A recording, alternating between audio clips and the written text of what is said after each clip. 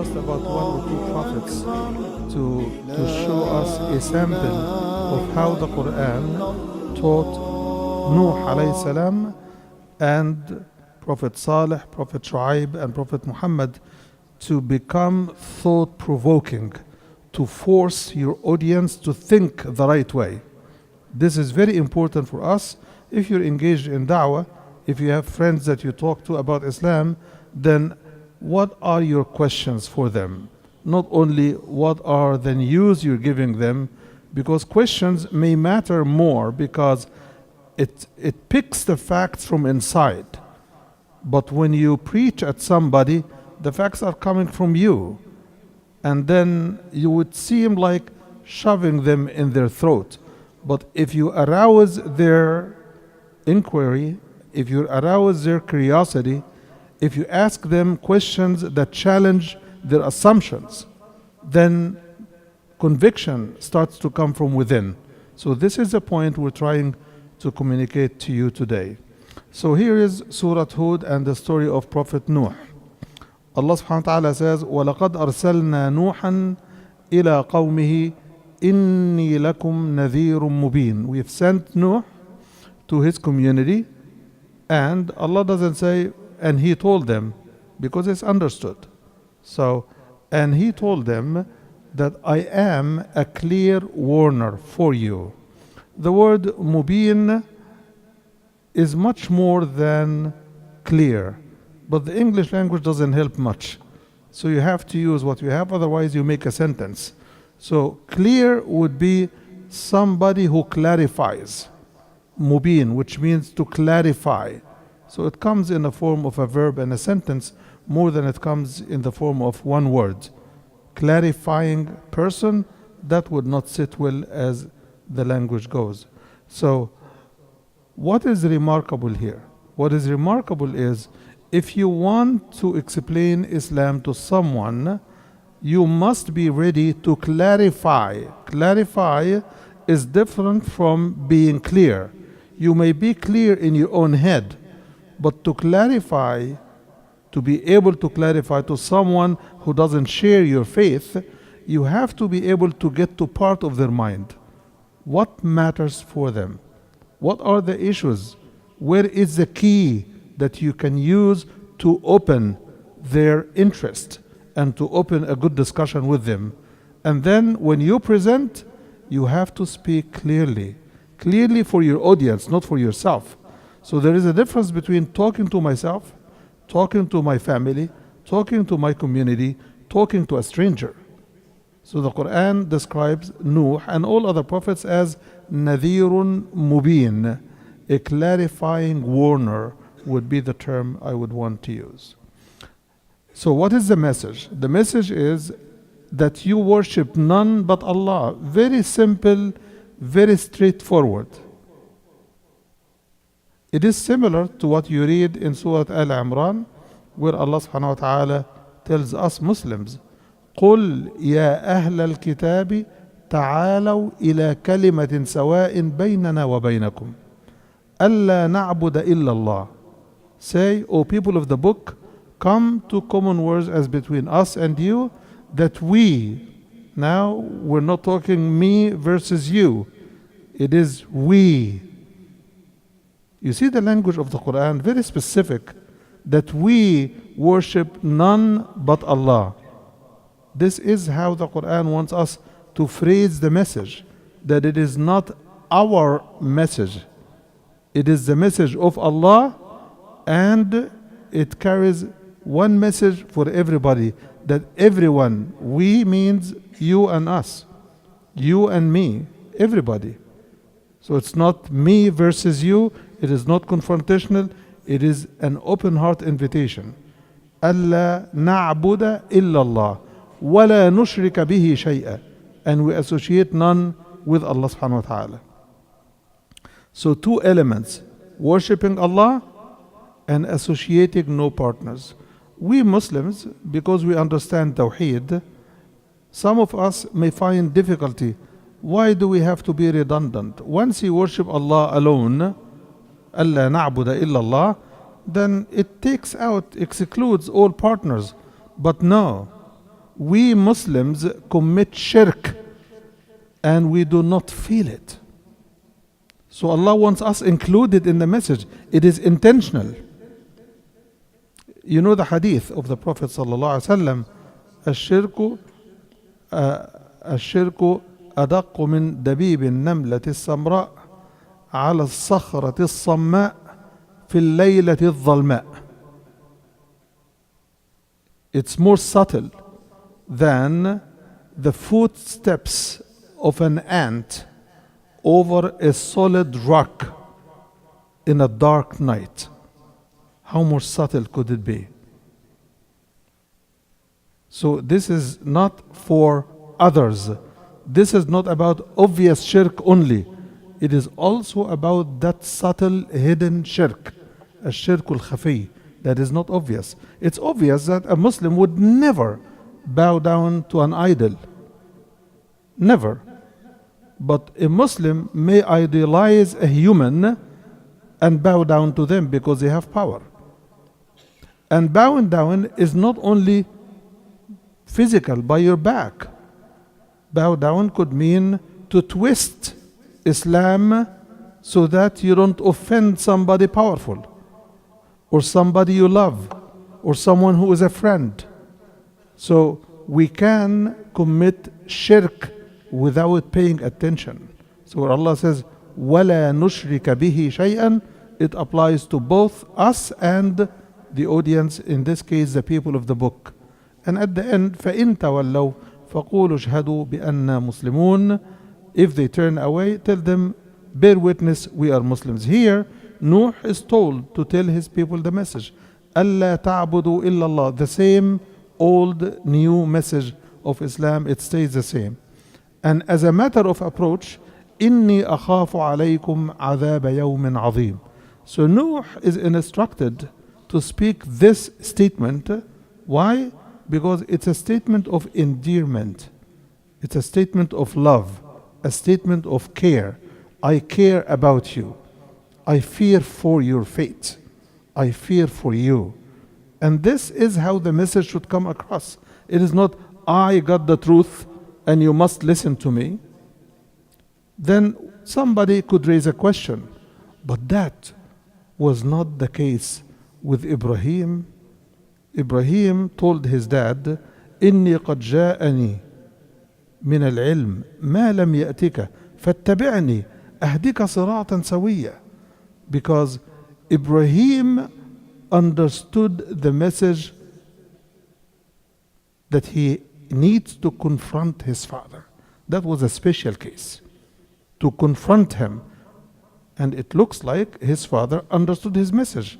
So his father didn't ask questions and say, what do you mean? What are you talking about? What do you mean that you have a God different than what we were? He didn't raise those questions.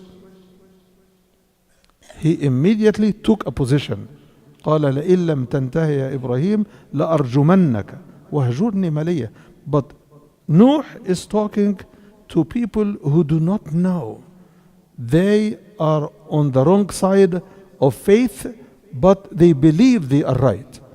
It looks like Ibrahim, his father, or his uncle for that, had some knowledge, and Ibrahim needed to confront him, which is different than the situation of Prophet Nuh. So the bottom line here is, إِنِّي أَخَافُ عَلَيْكُمْ عَذَابَ يَوْمٍ أَلِيمٍ. It is an endearing statement, and it reflects the spirit in which Allah describes Prophet Muhammad sallallahu alaihi wasallam.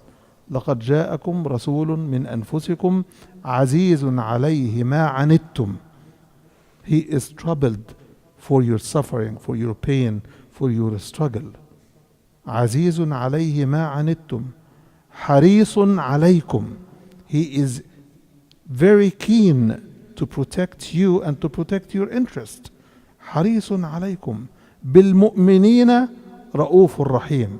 So Nuh is reflecting this in the statement that Allah taught him. Then the answer came from the elite of the disbelieving segment of his community. They said that we see you being nothing but a man like us. And you are not followed except by the meanest of us, the lowest of class, the poor, the helpless. No powerful man followed you. So they want to discredit Nuh and his community. And look at how he handles that challenge.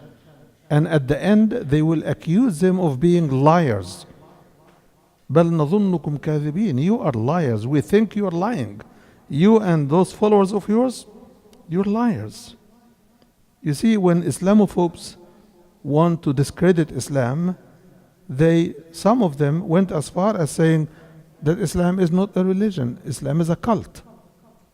It's a cult, as if it is a man-fabricated religion, like all other man-made religions.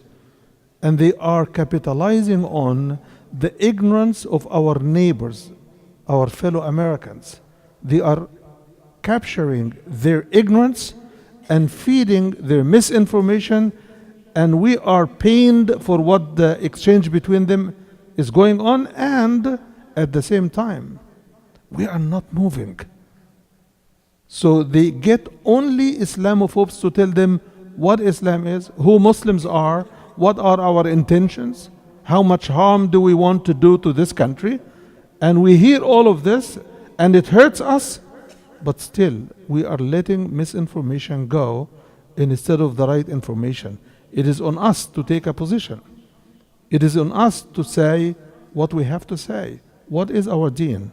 What do we stand for? What does our deen really say, not only about Allah, but also about how we should wish well everybody around us.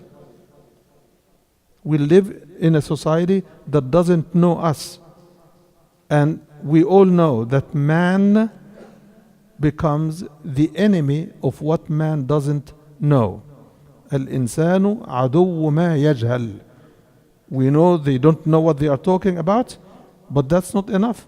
We should offer the right information to replace the misinformation and the disinformation. So they tell him, we see also that you're only followed by those mean ones amongst us. And we see that you have no merit over us. You're not better than us in any way, shape, or form. You see?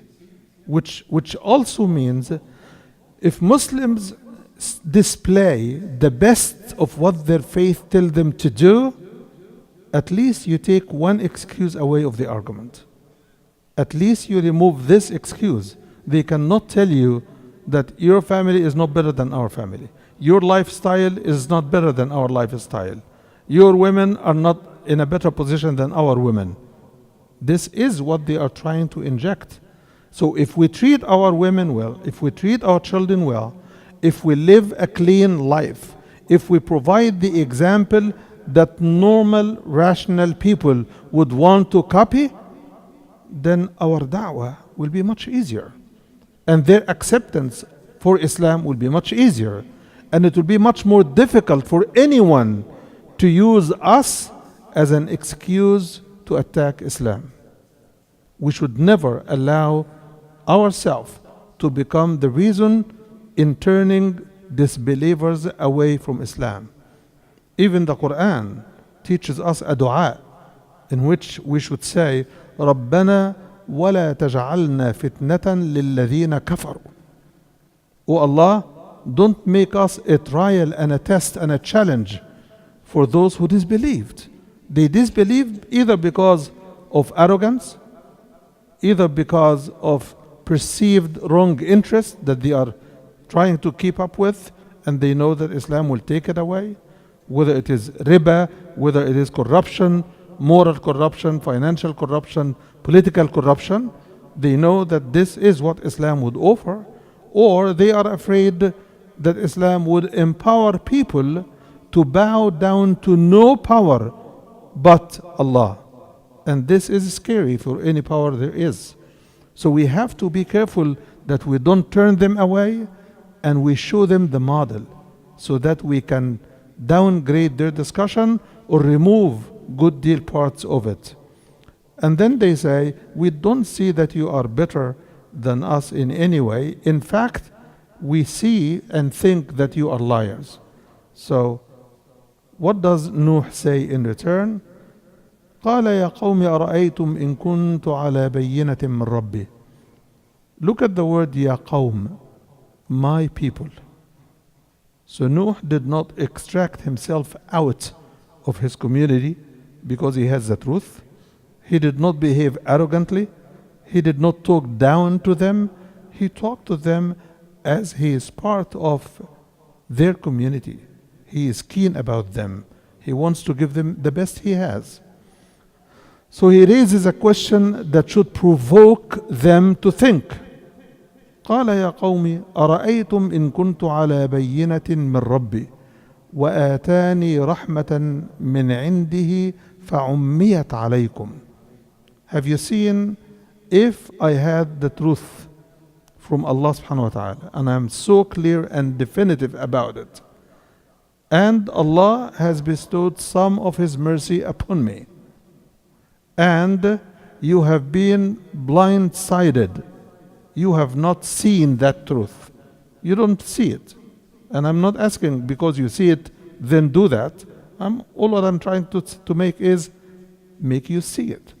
So he said, if this mercy is obscured from your sight, you don't see it as obvious as I do, would I force you to follow it? Would I force you to commit to that truth? Does Islam allow a Muslim to coerce or force somebody to apply Islam where he doesn't believe in it?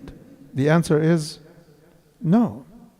لا إكراه في الدين is a very known reference in the Quran, and it is a rule that one has to live with.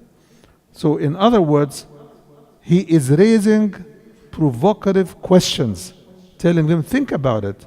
Why do you want to force us to go back to your faith when we do not force you to join us? Does this make sense? You want us to think that Jesus is God, and we know that according to our faith, Jesus is a servant of God. And by the way, he labeled himself as a servant in the Bible. And Allah called him a servant in the Bible. Can give you the reference if you are interested in.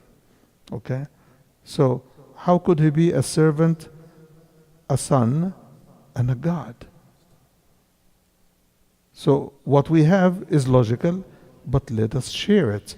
Let us provoke their thoughts and inspire them according to the way of the Quran, not according to our own logic. Should we then compel you to follow it and to accept it and to believe it? The answer is obvious. So he comes with the other provoking question. And he says, وَيَا قَوْمِ لَا أَسْأَلُكُمْ عَلَيْهِ مَالًا. I'm not asking you to pay me for giving you the information I have. This came from Allah as a gift to me, to you, to all humanity. And as a community, we have to work together. And then he says, إِنْ أَجْرِيَ إِلَّا عَلَى اللَّهِ. My reward, my pay comes from Allah and Allah alone. And I am not going to kick away the believers.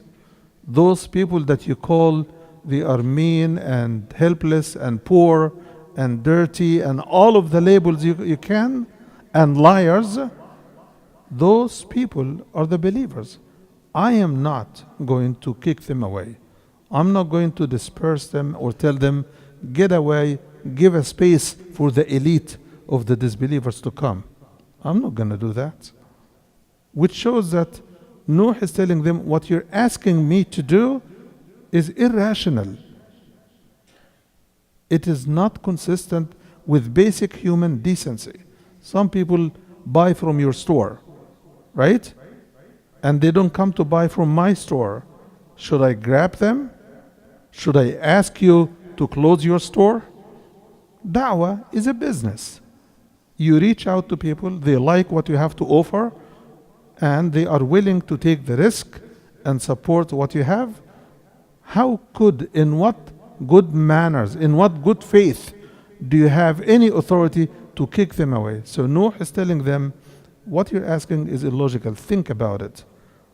And then he says, these people are going to meet Allah.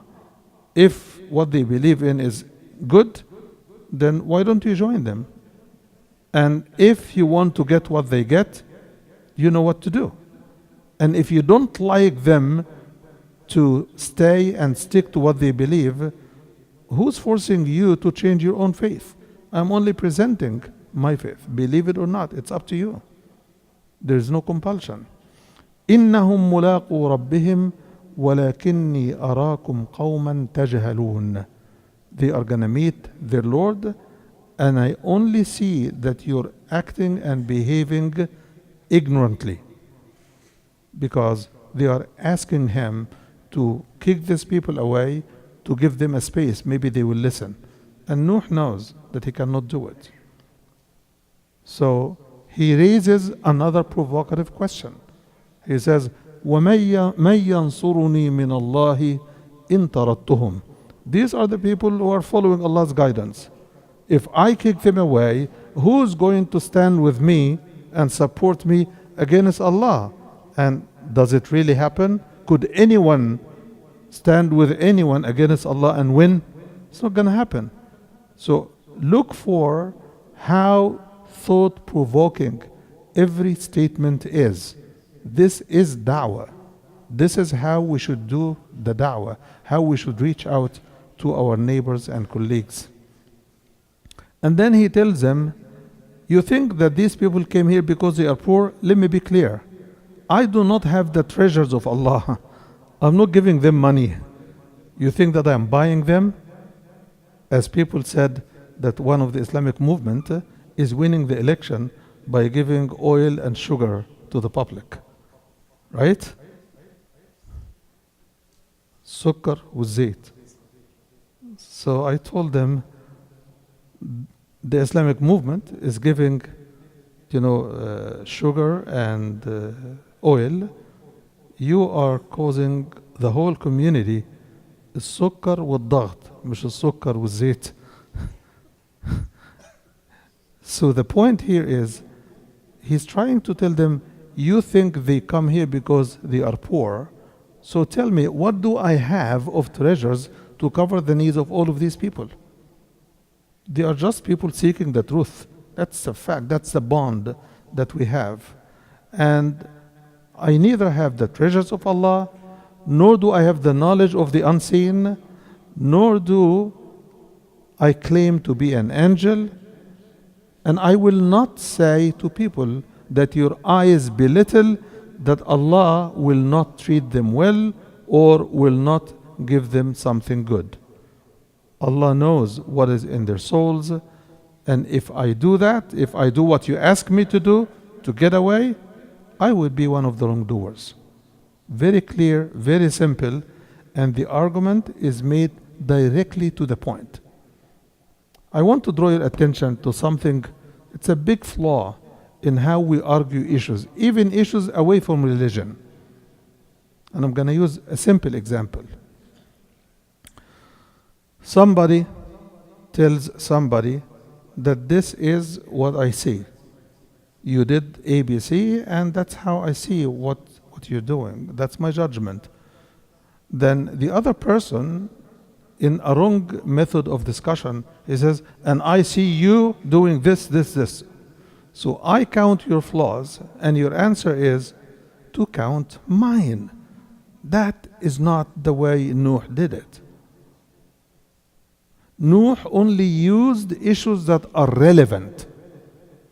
So if somebody tells you that something is wrong with you, it is not an answer to tell him something else is wrong with him. You didn't answer his issue. So what did you do? You are both talking past each other. Everybody is escalating, but nobody is answering the issues. So no problem gets solved, and we get stuck in a fight for nothing. Talking past each other has destroyed a lot of our homes. Because when my wife complains about an issue, I bring her own flaws and I say, this is a list of your flaws. That doesn't answer her concern. She's asking a question. I need to address a question. That's what Nuh is doing, because he's godly trained prophet alayhi salam. So here their final answer to Nuh is, يا نوح قد جادلتنا فأكثرت جدالنا. You are too argumentative for us. You argue a lot, and it looks like a threat. We cannot take it anymore. You argue a lot. You are very argumentative. So bring us what you have threatened us with. If you are truthful. You see this bombshell at the end? They want their followers, the disbelievers who follow their elites, they want them to consider that Nuh and his community are liars. So he tells him, bring the punishment that you threatened us with if you are one of the truthful ones. If you are truthful, bring it on. This is their challenge. So his answer is simple. He didn't get frustrated. He said, إِنَّمَا يَأْتِيكُمْ بِهِ اللَّهُ إِنْ شَاءَ. Allah is the one who can bring the punishment on you. It's not up to me. I want you to note the discussion. He is addressing the issue precisely to the point. And you are not too difficult for Allah. You cannot stop Allah. You cannot disable His will. His will be done. And my advice to you will not help you if Allah wants to let you go and stay astray as you are. هو ربكم. He's bringing them back to the heart of the message. هو ربكم. You don't have any Lord but Him. And you are all going to be returned back to Him. Meaning, He doesn't say وَإِلَيْهِ تَرْجِعُونَ. It is وَإِلَيْهِ تُرْجَعُونَ. Whether you like it or not, you are going to be taken back to Him. And there, you don't have any chance to say anything that is not pleasing to Allah.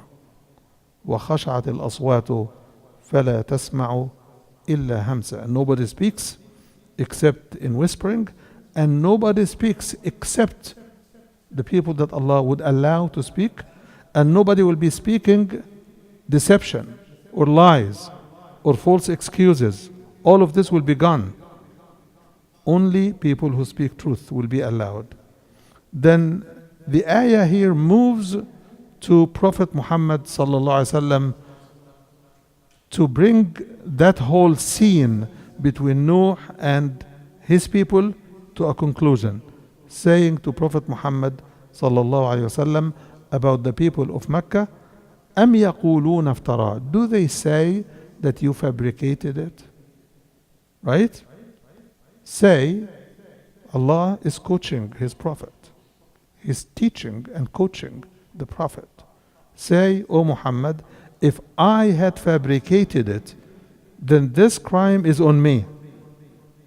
But I am innocent of all the criminality you have been committing. All the persecution, all the killing, all of the aggression and oppression you're doing, it's yours. But he started off with what? Himself. If you think what I'm doing is a crime, this crime is in my record. It's on me. But who's going to help you with your crime? So here, I would like to stop because the time is not friendly as always. And I just want to focus on the word I start with today. I hope that everybody has noticed that the da'wah is not only a set of pieces of knowledge that you put together as a package and give it to somebody. Da'wah takes knowledge, which is information that you put together or collect, and it takes skills. How do you deliver the da'wah? And to also have skills in communication. You need to address the issues raised in the discussion. And you need not to get heated. You see, Prophet Nuh never returned an insult with insult. He talks to the point. That's it. His discussion is very objective. Even after they told him, you are a liar. You and your community are liars. So these are the ways of the prophets that we need to learn.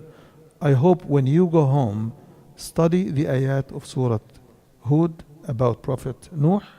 Study the ayat of other surahs that bring the same story, Surah Nuh and Surah Al-A'raf. They also have it spread throughout the Quran, so that we learn how insistent, how systematic, how respectful, how inclusive all prophets have been with those who disagree with them. May Allah open our hearts to do His bid and to communicate His message.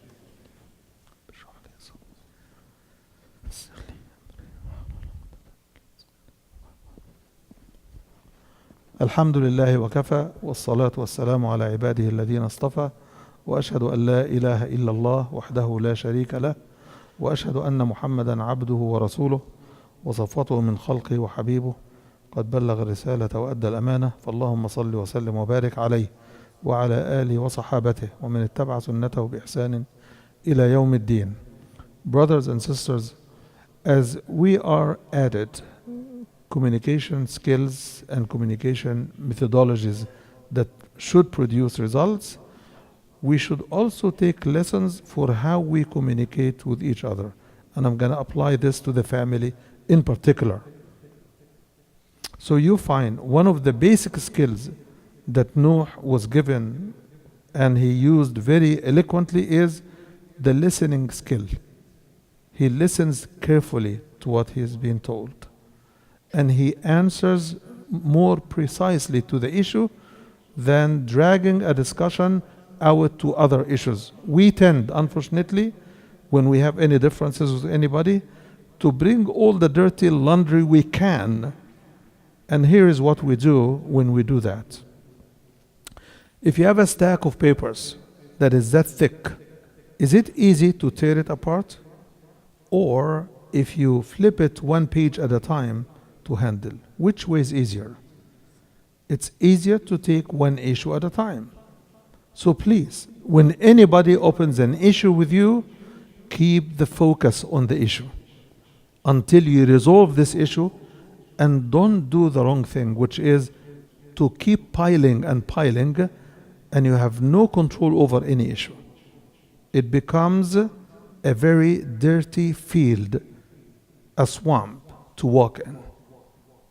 When we talk with our family, when we talk with each other, when we talk with anybody, we should be the best people when it comes to communication. So listening is one, and then how to become inclusive, especially in the family. If you use more of we than I, you achieve several beneficial things. Number one, you remove arrogance. Number two, you remove confrontation, because it's not I versus you. Number three, you bring the joint interests that you, your spouse, or your kids have always agreed to or must agree to. Then the way we talk matters. May Allah subhanahu wa ta'ala guide us to do His message the best service. Allahumma ameen. Allahumma hdina fi man hadayt, wa afina fi man afayt, wa tawallana fi man tawallayt, wa qina wasrif anna sharra ma qadayt. اللهم اقسم لنا من خشيتك ما تحول به بيننا وبين معصيتك ومن طاعتك ما تبلغنا به جنتك ومن اليقين ما تهون به علينا مصائب الدنيا ومتعنا اللهم بأسماعنا وأبصارنا وقوتنا ما أحييتنا واجعله الوارث منا واجعل ثأرنا على من ظلمنا ولا تجعل مصيبتنا في ديننا ولا تجعل الدنيا أكبر همنا ولا مبلغ علمنا ولا إلى النار مصيرنا وإذا أردت بقومنا فتنة فنجنا منها يا مولانا غير خزايا ولا مفتونين ولا مبدلين ولا مغيرين. اللهم لا تدع لنا في يومنا هذا ذنبا إلا غفرته ولا دينا إلا قضيته ولا هما إلا فرجته ولا كربا إلا نفسته ولا مريضا إلا شفيته ولا سائلا إلا أعطيته ولا مبتلا إلا عافيته ولا ميتا إلا رحمته. اللهم ارحم أمواتنا وأموات المسلمين. اللهم انصر عبادك المجاهدين في كل مكان. اللهم عليك بالطغاة والجبارين فإنهم لا يعجزونك. اللهم انصر الإسلام وأعز المسلمين وأعلي بفضلك يا رب كلمتي الحق والدين. أقول قولي هذا وأستغفر الله لي ولكم، فستذكرون ما أقول لكم، وأفوض أمري إلى الله، إن الله بصير بالعباد. وأقم الصلاة.